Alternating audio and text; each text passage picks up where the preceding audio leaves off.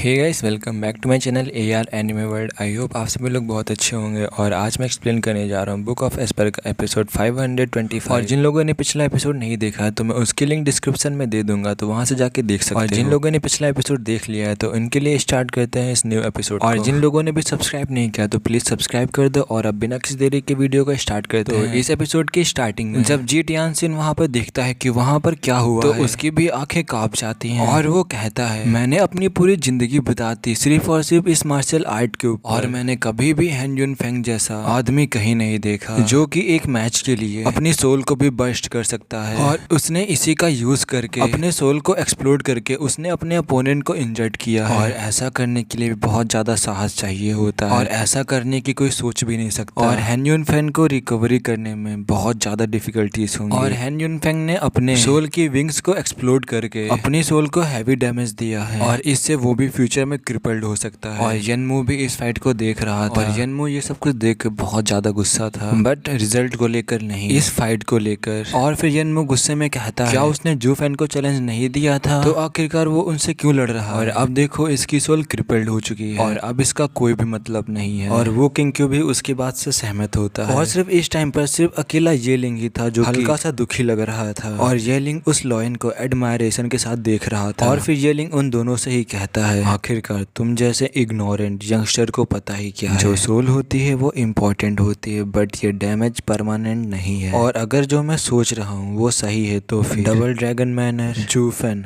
और इवन मी, हम तीनों इसे हील कर सकते हैं। बट जो इसने आज स्टेप उठाया है इससे ये बहुत मीलों दूर आगे जाएगा। और जो कल्टीवेशन की रोड है वो बहुत सारे ऑब्स्टिकल से भरी हुई है। और अगर किसी को लगता है कि हर एक एफर्ट यूजलेस है और वो उसके कारण अगर रुक जाता है तो वो उस कल्टीवेशन की रोड से और भी ज्यादा दूर होगा। बट इस लड़के ने इसने अपना गोल अचीव कर लिया है, क्योंकि इसने अपनी लाइफ की बिना परवाह किए वो बस आउटकम की सोच रहा था कि उसे इस फाइट को जीतने के बाद क्या मिलेगा। भले ही वो अभी तक जूफेन से फाइट ना कर पाया हो, पर उसका जो दिल है वो ग्रो हो चुका है न्यू बाउंड्स तक। और वो दोनों ही येलिंग की बात सुनकर शॉक में आ चुके थे। और वो दोनों ही येलिंग से कहते हैं, क्या सोल डैमेज रिकवर हो सकता है? भले ही डबल ड्रैगन मैनर इसे हील कर सकता हो क्योंकि वो वेस्टर्न लैंड का बेस्ट है, बट इवन तुम ऐसा कह रहे हो कि तुम लोग भी उसे हील कर सकते हो, तुम और जूफेन। और अगर ऐसा है तो तुम दोनों लोग ही मिरेकल वर्कर से कम नहीं हो। ये लिंग भी उनकी बातें सुनता है, बट वो कुछ भी रिप्लाई नहीं देता है उनका। और जैसे ही वहाँ की डस्ट हटती है और फिर हमें हैन युन फैन की तरफ दिखाया जाता है। हैन युन की बॉडी इसमें पूरी पेल हो चुकी थी, तब भी वो आगे देखता है लूजी की तरफ जो कि ग्राउंड पर पड़ा हुआ था। उसकी बॉडी पूरी खून से लथपथ थी। और फिर लास्ट में हैन युन फैन कहता है, मैं जीत गया और ये मेरा तीसरा मैच था। और इस टाइम पर जो लूजी था वो अपने दांत को पीस रहा था, बट वो हिल नहीं पा रहा था। उसकी बॉडी बस जमीन पे पड़ी हुई थी और वो हिलने की कोशिश कर रहा था, बट वो नहीं हिल पा रहा था। और इस टाइम पर जो लूजी के पास बचा था वो सिर्फ उसकी आंखों में रिग्रेट था। और लूजी ने भी कभी नहीं सोचा था कि हैन युन फैंग एकदम एक्सट्रीम पर आ जाएगा और वो इस फाइट को जीतने के लिए अपनी सोल को भी डैमेज करेगा और अपनी सोल को ही एक्सप्लोड कर लेगा। और फिर लूजी दोबारा से कहता है, मैंने तुमसे कहा था कि मैं तुम्हारी लाइफ नहीं लूंगा, तो फिर तुमने ऐसा क्यों किया? और तुमने बस इस मैच को जीतने के लिए अपनी सोल को चोट पहुंचा दी। सही में तुम एक पागल से कम नहीं हो। और फिर जो हैन युन फैंग होता है वो लूजी के फेस को देखने के बाद टर्न हो जाता है डीमन स्कीमिंग सेट के डिसिपल्स की तरफ। और डीमन स्कीमिंग सेट के डिसिपल्स से कहता है, अब नेक्स्ट चैलेंजर कौन है? और अब नेक्स्ट चैलेंजर भी आ सकता है। जब ये उनके दोनों भाई सुनते हैं तो वो भी कांपने लगते हैं। उनका भाई अभी भी हार नहीं मान रहा और उनसे अभी भी फाइट करना चाहता है। उन्होंने अपने भाई के डिटर्मिनेशन को देखकर वो भी कुछ भी नहीं कहना चाहते थे और वो अपने भाई को नहीं रोकना चाहते थे। या फिर कह सकते हो कि अगर वो रोकते तब भी उनका भाई नहीं रुकता और उनसे फाइट करता। तो इसीलिए वो लोग भी हार मान लेते हैं और अपने भाई को जो करना चाहते हैं वो करने देते हैं। और उन्हें भी पता था कि जब उनका बिग ब्रदर किसी चीज के लिए सीरियस हो जाता है तो कोई भी चीज उनका माइंड नहीं बदल सकता है। और ये सुनकर डीमन स्कीमिंग सेक्ट के डिसिपल्स के जो हार्ट्स होते हैं वो भी शेक हो जाते हैं और हैन युन फैन की तरफ और उसके लॉयन की तरफ देखने लगते हैं। और इस टाइम पर हैन हैन युनफेंग का इतना करेज देखकर वो लोग हैन युनफेंग की और रिस्पेक्ट करने लगे थे। और हैन युनफेंग ने अभी भी अपना गोल अचीव नहीं किया और वो उसे पाने के लिए इतने एफर्ट्स लगा रहा था, या कह सकते हो कि लगा रहा है। और अभी तक हैन युनफेंग ने जितने भी मैच जीते थे सिर्फ और सिर्फ अपने डिटर्मिनेशन की वजह से जीते थे, और ये देखकर पूरी ऑडियंस भी उसे रिस्पेक्ट दे रही थी। और फिर तभी जो गुइहू होता है वहाँ चलते हुए आता है और कहता है अब मेरी बारी है, प्लीज मुझे इंस्ट्रक्ट कीजिए। और फिर तभी जो हैन युनफेंग होता है अपनी बॉडी को सीधा करता है और चिल्लाते हुए कहता है अच्छा है तो अब शुरू करते हैं। और हैन युनफेंग का जो लॉयन था वो भी खड़ा हो चुका था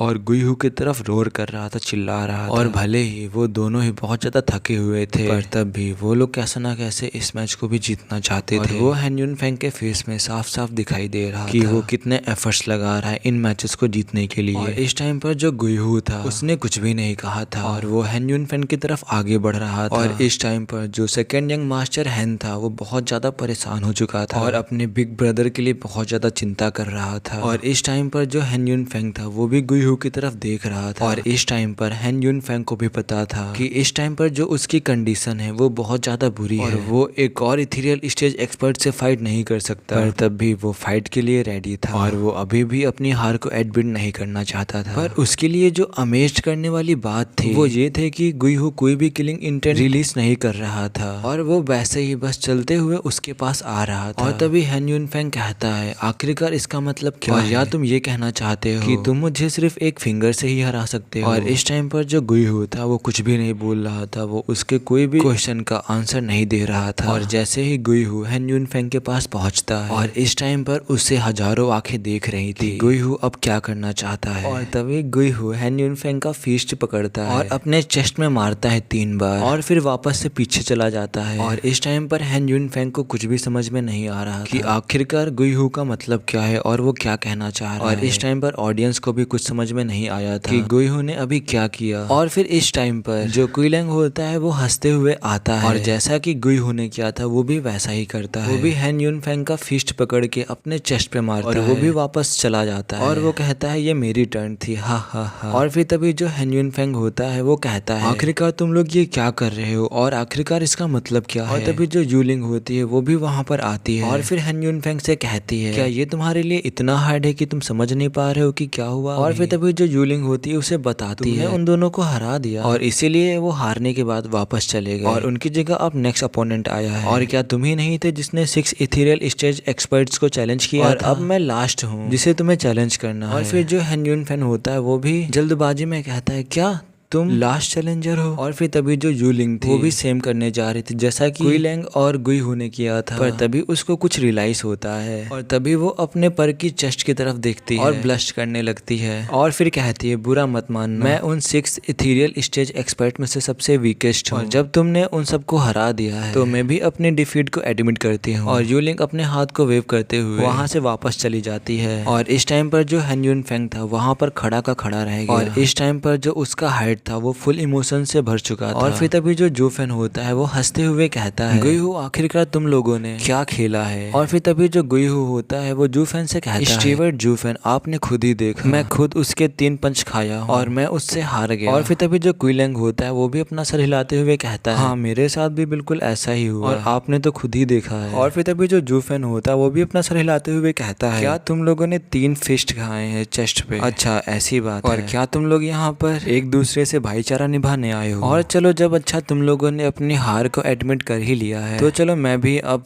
आ ही जाता हूँ। और तभी जो जूफेन होता है वो धीरे धीरे हैन युनफेन की तरफ आगे बढ़ता है और हैन युनफेन के पास आने से पहले जो हैन युनफेन की आंखें थी वो बैटल इंटेंट के साथ चमकने लगी थी और हैन युनफेन कहता है मैं इस समय का बहुत देर से वेट कर रहा था। और फिर तभी जो जूफेन होता है वो हंसते हुए कहता है मैं हमेशा ही अपने वर्ड्स को ध्यान में रखता हूँ और जब तुम मेरे पास पहुंच चुके हो और अब तुम्हारे पास भी हक है तुम मेरे साथ हैंग आउट कर सकते हो। और ये सुनकर जो हैन युनफेंग होता है वो भी अपने हाथों को जोड़ता है जूफेन के सामने, मतलब समझो कि ग्रीट करता है। और जो 3rd and 2nd younger brother थे मतलब दोनों हैन ब्रदर वो अपने भाई को दोबारा से चमकता हुआ देख वो दोनों ही यंगर ब्रदर प्राइड से भर चुके थे और तो और वो गुइहू और दूसरों के ग्रेटफुल लुक भी देते हैं और उनसे थैंक यू कहते हैं। और फिर जो गुइहू वगैरह होते हैं वो लोग भी कहते हैं अगर तुम्हारा भाई जूफेन से फाइट करना चाहता है इस पैशन के साथ में तो हम लोग भी इसमें उसकी थोड़ी मदद तो कर ही सकते हैं। और तभी बाहर से जज की आवाज आती है। जो 6 घंटे हैं वो कंप्लीट हो चुके हैं और अब जो दोनों टीमों की फाइट्स हैं वो सीज हो चुकी हैं, बंद हो चुकी हैं, और इसीलिए अब तुम सब लोग बाहर आ सकते हो। और अगर तुम लोग अभी भी फाइट करते हो दोबारा से तो मुझे ऐसा लगेगा कि ये ग्रज फाइट होगी। और तभी जो Han Yunfeng होता है वो कहता है क्या, और इस टाइम पर उसको विश्वास नहीं हो रहा था कि टाइम इतनी जल्दी बीत सकता है। और तभी जो जूफेन होता है वो Han Yunfeng की फेस की तरफ देखने लगता है और उसका उदास चेहरा देखकर जो जूफेन होता है वो कहता है ब्रदर Han Yunfeng, हम लोग नेक्स्ट टाइम फाइट करेंगे। और तभी जो Han Yunfeng होता है वो जूफेन से कहता है क्या तुम अभी भी मुझसे फाइट करना चाहते हो? और फिर जो जूफेन होता है वो कहता है ऑफ कोर्स, ये मेरा प्रॉमिस था, और भले ही हम लोग इस टाइम नहीं लड़ पाए हैं पर अगले टाइम हम लोग जरूर लड़ेंगे। और जो ये वाला एपिसोड है ये यहीं पे खत्म होता है। और अगर तुम लोग इसका नेक्स्ट एपिसोड भी देखना चाहते हो तो जल्दी से 30 कमेंट कर दो आधे घंटे के अंदर। और अगर तुम लोग कर देते हो तो फिर मैं 10 मिनट की एक और वीडियो अपलोड कर दूंगा। तो फिर अब मिलते हैं नेक्स्ट एपिसोड में।